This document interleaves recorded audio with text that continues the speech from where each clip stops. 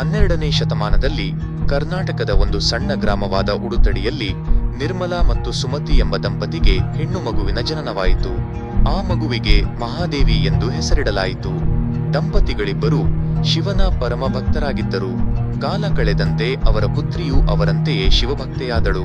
ಅವಳು ಭಗವಂತನನ್ನು ಪ್ರೀತಿಯಿಂದ ಚೆನ್ನಮಲ್ಲಿಕಾರ್ಜುನ ಎಂದು ಕರೆಯುತ್ತಿದ್ದಳು. ಬಾಲ್ಯದಿಂದಲೇ ಅವಳು ಶಿವನ ಭಕ್ತಿಯಲ್ಲಿ ಲೀನವಾಗಿದ್ದಳು. ಭಜನೆಗಳನ್ನು ಹಾಡುತ್ತಿದ್ದಳು ಮತ್ತು ಕಥೆಗಳನ್ನು ಕೇಳುತ್ತಿದ್ದಳು. ತಂದೆ ತಾಯಿಯರು ಅವಳ ಭಕ್ತಿಯನ್ನು ಕಂಡು ಪ್ರಸನ್ನರಾಗಿದ್ದರು. ಸಂಸಾರದ ಮೋಹಮಾಯೆಯಿಂದ ದೂರವಿದ್ದ ಅವಳ ಭಕ್ತಿಯನ್ನು ಕಂಡು ತಮ್ಮ ಮಗಳು ಸದಾ ಹೀಗೆಯೇ ಭಗವಂತನ ಸೇವೆಯಲ್ಲಿರಲಿ ಎಂದು ಅವರು ಬಯಸಿದ್ದರು.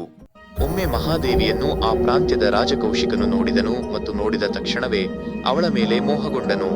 ಅವನು ಮಹಾದೇವಿಯ ಬಳಿ ವಿವಾಹದ ಪ್ರಸ್ತಾಪವಿಟ್ಟನು. ಆದರೆ ಅವಳಿಂದ ತೃಪ್ತಿಕರ ಉತ್ತರ ಸಿಗದಿದ್ದಾಗ ಅವನು ಮದುವೆಯ ಪ್ರಸ್ತಾಪದೊಂದಿಗೆ ಅವಳ ತಂದೆ ತಾಯಿಯರ ಬಳಿ ಹೋದನು. ಆರಂಭದಲ್ಲಿ ತಂದೆ ತಾಯಿಯರು ಈ ಪ್ರಸ್ತಾಪವನ್ನು ವಿರೋಧಿಸಿದರು. ತಮ್ಮ ಮಗಳು ಮದುವೆಯಾಗಲು ಇಷ್ಟಪಡುವುದಿಲ್ಲ ಮತ್ತು ಅವಳ ಇಚ್ಛೆಗೆ ವಿರುದ್ಧವಾಗಿ ವಿವಾಹ ಮಾಡಲಾರೆವು ಎಂದು ಹೇಳಿದರು.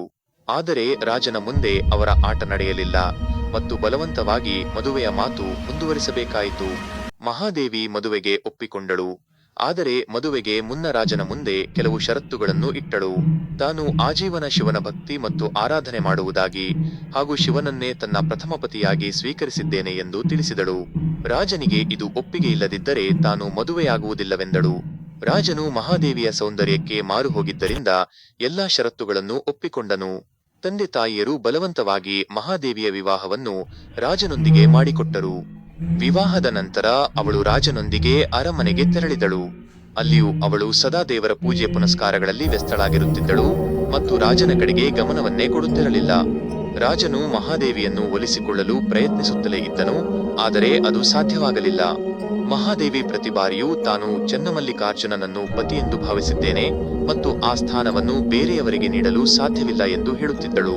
ಇದರಿಂದ ಕೋಪಗೊಂಡ ರಾಜನು ಸಭೆಯನ್ನು ಕರೆದನು. ಸಭೆಯಲ್ಲಿ ಮಹಾದೇವಿಯನ್ನು ಕರೆಸಿ ಪ್ರಶ್ನಿಸಲಾಯಿತು. ಅದಕ್ಕೆ ಅವಳು ತನ್ನ ಪತಿ ಕೇವಲ ಮಹಾದೇವ ಮಾತ್ರ, ಬೇರೆ ಯಾರೂ ಅಲ್ಲ ಎಂದು ಪುನರುಚ್ಚರಿಸಿದಳು. ಸಭೆಯು ಇದನ್ನು ರಾಜನಿಗೆ ಮಾಡಿದ ಅಪಮಾನವೆಂದು ಭಾವಿಸಿ ಅವಳನ್ನು ಅರಮನೆಯಿಂದ ಹೊರಹೋಗುವಂತೆ ಆದೇಶಿಸಿತು. ಅವಳು ಅದನ್ನು ಸಂತೋಷದಿಂದ ಸ್ವೀಕರಿಸಿ ಹೊರಡಲಾರಂಭಿಸಿದಳು. ಇದನ್ನು ನೋಡಿ ಮಹಾರಾಜನು, ನೀನು ಧರಿಸಿರುವ ಈ ಬೆಲೆಬಾಳುವ ಆಭರಣಗಳು ಮತ್ತು ಸುಂದರ ಬಟ್ಟೆಗಳು ರಾಜನು ಕೊಟ್ಟಿದ್ದು ಎಂದು ಹೇಳಿದನು. ಇದನ್ನು ಕೇಳಿದ ತಕ್ಷಣ ಮಹಾದೇವಿ ಆಶ್ಚರ್ಯಕರ ನಿರ್ಧಾರವೊಂದನ್ನು ತೆಗೆದುಕೊಂಡಳು.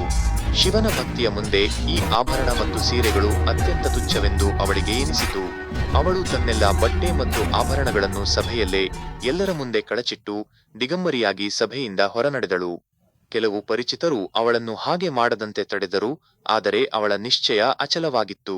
ಅವಳು ದಟ್ಟ ಕಾಡುಗಳ ಮಧ್ಯೆ ವಾಸಿಸತೊಡಗಿದಳು.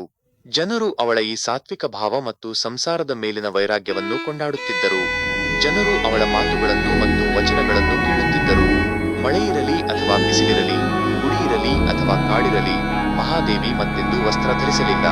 ಕಾಲಕ್ರಮೇಣ ಅವಳು ಭಗವಂತ ಶಿವನಲ್ಲಿ ಐಕ್ಯಳಾದಳು.